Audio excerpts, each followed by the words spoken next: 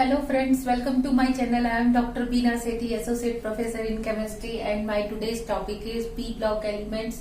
P block elements में I already have uploaded 5-6 videos और जिसमें मैंने उसका इंट्रोडक्शन और ग्रुप 15 को डिस्कस किया, ग्रुप ऑक्साइड्स को डिस्कस किया है, ऑक्सी एसिड्स को डिस्कस किया है. Today I am going to discuss phosphorus. ये ग्रुप 15 में नाइट्रोजन के नीचे आने वाला एलिमेंट है और फॉस्फोरस का जो कॉन्फ़िगरेशन होता है वो होता है 3s2 3p3 और इसका एटॉमिक नंबर होता है 15.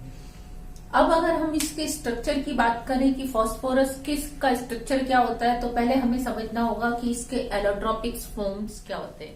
इसके फॉस्फोरस के 5-6 एलोट्रोपिक फॉर्म्स होते हैं जिनके नाम हैं येलो, जिसको हम व्हाइट फॉस्फोरस भी कहते हैं.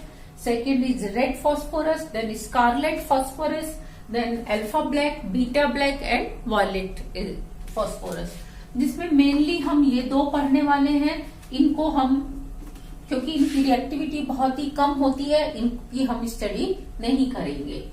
येलो व्हाइट में क्या होता है, एक्चुअली इसका जो कलर है वो व्हाइट ही होता है, लेकिन आफ्टर सम टाइम क्या होता है उसके ऊपर रेड की एक लेयर बन जाती है. तो वो रेड की लेयर जब ऊपर बन जाती है तो वो हमें दिखाई कैसा देता है, येलो कलर का दिखाई देता है. तो इसलिए हम इसको येलो भी कहते हैं और व्हाइट भी कहते हैं. इसका फॉर्मूला क्या होता है, P4 के नाम से होता है इसका फॉर्मूला.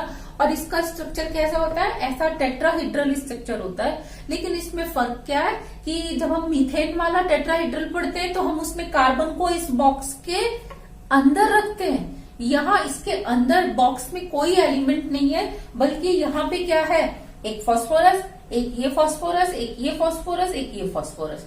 तो ये 4 फॉस्फोरस के एटम कैसे जुड़े होते हैं, टेट्राहेड्रली जुड़े होते हैं. आप इसको किधर से भी देख सकते हो. तो ये फॉस्फोरस फॉस्फोरस फॉस्फोरस का ये जो एंगल आता है ये कितने का आता है, 60 डिग्री. ये वाला भी 60 डिग्री, ये वाला भी. और अगर हम इधर से देखें तो ये भी 60 डिग्री, और इधर से देखते हैं, कहीं से भी हम इसको घुमा के देखते हैं तो फॉस्फोरस में कितने डिग्री का एंगल आता है, 60 डिग्री का एंगल आता है. जबकि अगर फॉस्फोरस ने, क्योंकि फॉस्फोरस का कॉन्फ़िगरेशन आपने देखा 3s2 3p3 था, तो इसके ये 3 ऑर्बिटल थे XYZ. अगर एक X ने, एक Y ने, एक Z ने क्या किया हो, बॉन्डिंग में पार्टिसिपेट किया हो, तो क्या होगा, एंगल आना चाहिए था 90 डिग्री और वो आ रहा है कितना, 60 degree. Because of this angle strain इसकी क्या होती है, रिएक्टिविटी बहुत ज्यादा होती है. आप इसको ऐसे समझ सकते हो कि यहाँ इस कॉर्नर पे एक एटम था, उसका ये अगर एक्स एक्सिस पे एक्स ऑर्बिटल था तो वाई एक्सिस पे वाई ऑर्बिटल कुछ ऐसे होना चाहिए था, बिल्कुल सीधा. लेकिन उसको आपने इस तरीके से कर दिया तो ये क्या हुआ, स्ट्रेन आ गया इसके अंदर. या जेड एक्सिस पे इस तरीके से होना चाहिए था, आपने इसको भी किया, जेड को ऐसे ना रख के थोड़ा सा 60 पे कर दिया इसके साथ, तो ये क्या आ गया इसके अंदर, स्ट्रेन. देखो जब अगर यहाँ आप इसको ले रहे हो तो ये इसके 90 पे नहीं है, थोड़ा सा इसके क्या जा रहा है, ऐसे सीधा ना जाके इस तरीके से मुड़ के जा रहा है, ऐसे ना होके थोड़ा सा ऐसे हो गया. तो इस वजह से इसका एंगल 60 है यहाँ पे. तो हम क्या देखते हैं कि फॉस्फोरस में चारों फॉस्फोरस के जो तीनों बॉन्ड है उनमें कितना है, स्ट्रेन है 30 डिग्री का.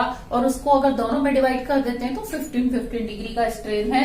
इसीलिए ये बहुत ज्यादा रिएक्टिव होता है. इसको अगर हमने ड्रॉ करना हो तो हम ऐसे बनाते हैं कि पहले हम एक स्ट्रेट लाइन इस तरीके से ड्रॉ करते हैं, दूसरी स्ट्रेट लाइन ऐसे ड्रॉ करते हैं, एक क्रॉस बन जाता है. फिर हम इसके चारों कॉर्नर्स को इस तरीके से आपस में मिला देते हैं. तो ये क्या बन गया आपका, ये आपका बन गया येलो फॉस्फोरस. ये काफी सॉफ्ट होता है और वैक्सी होता है, you can cut it by knife only. और ये होता तो व्हाइट कलर का है, लेकिन एयर में रहने से इसके ऊपर एक रेड फॉस्फोरस की लेयर बन जाती है, जिसके कारण क्या होता है, ये हमें येलोइश दिखाई देता है. और इसकी स्मेल कैसी होती है, ऑर्डर इसकी गार्लिक, अदरक की जैसी स्मेल होती है. और इसकी स्पेसिफिक ग्रेविटी होती है 1.8 ग्राम पर मिलीलीटर.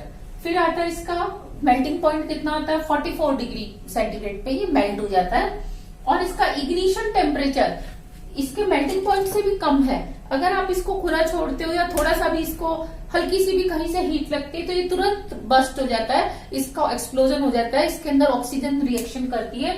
तो हम इसको स्टोर भी कैसे करते हैं, क्योंकि ये पानी में इंसॉल्युबल है तो हम इसको पानी के नीचे रखते हैं और ऊपर क्या भर देते हैं, पानी भर देते हैं। तो इंसॉल्युबल होने से ये क्या होता है, इसके ऊपर नहीं जा पाता इससे और एयर से रिएक्शन नहीं कर पाता। वाटर में ये इंसॉल्युबल होता है, लेकिन कार्बन डाइसल्फाइड में ये इमीडिएटली सॉल्युबल हो जाता है और ये पॉइजनस होता है। अगर इसकी वेपर्स हमारे लंग्स के कांटेक्ट में आती हैं तो इट इज पॉइजनस। और ये वेरी एक्टिव होता है, क्योंकि इसमें मैंने आपको बताया कि इसके हर एंगल में स्ट्रेन है, इसीलिए ये क्या होता है, वेरी वेरी एक्टिव होता है। और फिर ये फॉस्फोरेसेंस, यानी कि अगर इसको रात को छोड़ दिया जाए तो दिन में इसके जो इलेक्ट्रॉन्स हैं वो लोअर एनर्जी स्टेट से हायर एनर्जी स्टेट में आ जाते हैं और वहां पे वो रेस्ट करते हैं और रात को वो धीरे धीरे क्या करते हैं, अपनी एनर्जी रिलीज करते हैं, जिसके कारण हमें लाइट दिखाई देती है। और इस प्रोसेस को हम क्या कहते हैं, फॉस्फोरेसेंस प्रोसेस कहते हैं। अगर हम इसकी रिएक्शन फास्फोरस की NaOH से कराते हैं तो एक पॉइजनस गैस फॉस्फीन बनती है, और अगर हम इसको बर्न करें एयर में तो ये फास्फोरस पेंटाऑक्साइड P4O10 भी कहते हैं, इसको डाइमर होता है। और अगर हेलोजन से रिएक्शन कराएं तो ये रूम टेम्परेचर पर ही हेलोजन से इमीडिएटली रिएक्शन करके ट्राई हेलाइड और फिर पेंटाहेलाइड्स बनाता है। और अगर इसको HNO3 से हम रिएक्ट कराएं नाइट्रिक एसिड से तो इट गिव्स ऑर्थोफॉस्फोरिक एसिड। तो ये था आपका व्हाइट फास्फोरस। लेकिन व्हाइट फास्फोरस से अगर हमने रेड फास्फोरस बनाना है तो रेड फास्फोरस कैसे बनता है, ये आपने एक व्हाइट फास्फोरस रखा, ये दूसरा व्हाइट फास्फोरस रखा, ये तीसरा व्हाइट फास्फोरस रखा।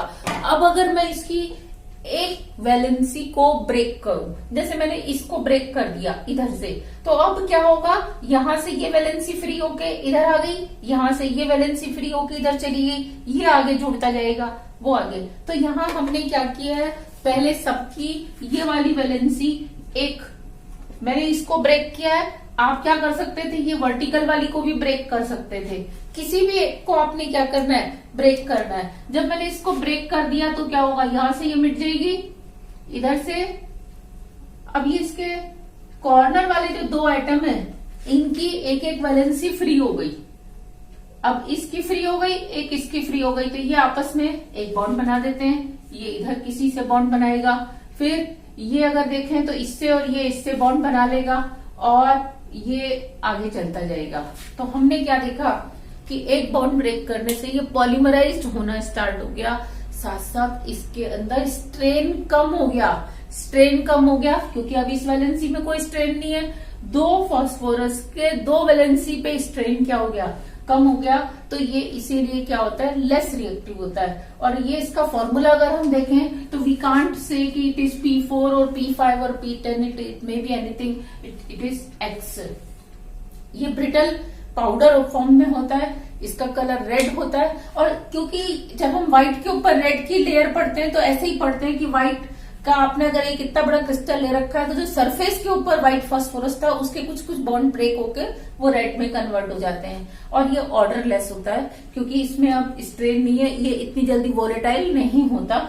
और ये इसकी स्पेसिफिक ग्रेविटी होती है 2.1 और सबलाइम होता है, यानी कि डायरेक्ट ये बिना मेल्ट हुए सीधा सबलाइम हो जाता है 290 डिग्री सेंटीग्रेड के ऊपर और ऑक्सीजन की एब्सेंस में। अगर ऑक्सीजन प्रेजेंट है तो फिर ये ऑक्साइड बना देगा। इसका इग्निशन टेम्परेचर कितना होता है, 260। ध्यान दो, इसका इग्निशन टेम्परेचर कितना था, 30, यानी कि इतनी जल्दी ये रिएक्ट करता था ऑक्सीजन से रूम टेम्परेचर पे, जबकि ये 260 पे जाके गर्म करता है, गर्म होके फिर रिएक्शन करता है। ये इनसॉल्युबल है वाटर में भी, कार्बन डाइसल्फाइड में भी, जबकि ये कार्बन डाइसल्फाइड में सॉल्युबल था। ये नॉन पॉइजनस है क्योंकि इसमें स्ट्रेन नहीं है, ये जल्दी से किसी से रिएक्शन नहीं करता, लेस एक्टिव है। और नो फॉस्फोरेसेंस, ये फॉस्फोरेसेंस की रिएक्शन भी नहीं दिखाता है, वो प्रोसेस भी शो नहीं करता। NaOH से इसकी कोई रिएक्शन नहीं होती, जबकि यहाँ पे फॉस्फीन बनती थी ऑक्सीजन से रिएक्शन करके, वो भी पेंटाऑक्साइड देता था, ये भी पेंटाऑक्साइड का हम डाइमर फॉर्म लिखते हैं P4O10। हेलोजन से वो रूम टेम्परेचर पे रिएक्शन करता था, जबकि ये हेलोजन से गर्म करने पे रिएक्शन करता है और हमें ट्राईहेलाइड्स और पेंटाहेलाइड्स बनते हैं। और नाइट्रिक एसिड से रिएक्शन करके ये क्या बनाता है, वही ऑर्थोफॉस्फोरिक एसिड बनाता है। लेकिन अगर हम यहाँ पे बाकी के फॉस्फोरस का स्ट्रक्चर देखना चाहें, स्कारलेट, अल्फा, बीटा, वायलेट, तो उसमें होता क्या है कि अभी तो हमने केवल ये वाला बॉन्ड ब्रेक किया था, अब अगर मैं ये वाला बॉन्ड भी ब्रेक कर दूं, वर्टिकल वाला, तो ये देखो अब इसकी 2 वैलेंसी फ्री हो जाएंगी, इधर और इधर। अब ये एक और किससे रिएक्शन कर ले, व्हाइट फास्फोरस से, तो इसमें अब इनकी तो पहले से ही आपने ब्रेक कर रखी है, तो ये आगे ऐसे चेन चलती जाएगी।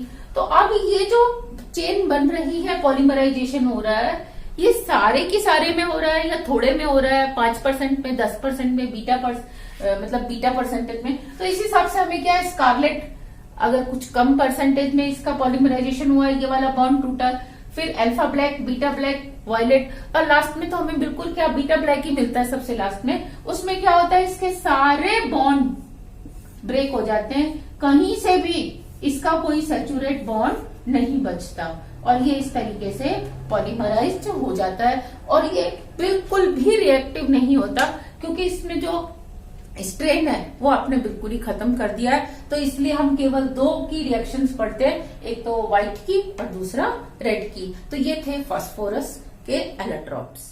Thank you.